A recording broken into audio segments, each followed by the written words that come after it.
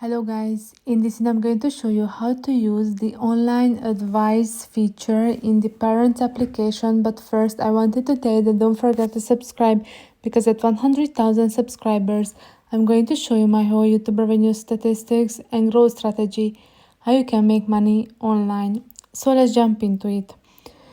When you open the app, you can see at the bottom of the screen the first option is Sophie. So Sophie is the person who will help you to deal with your child's behavior issues.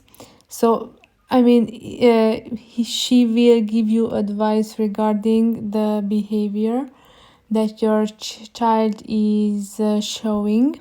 So hello, just welcome to the Parents app. I'm Sophie, and in a few seconds I can help you overcome the challenge you're facing right now with your child's behavior.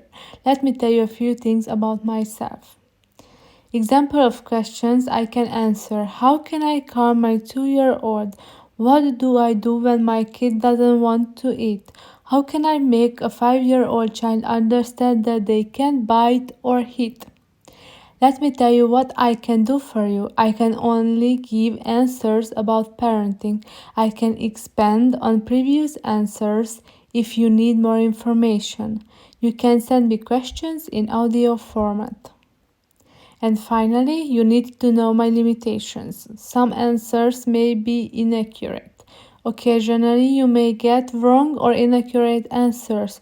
You take full responsibility for applying my advice in real life, of course. Now, you can write your question if you click on that box on the bottom of the screen. So now that we have met, what's your first question for me? How can I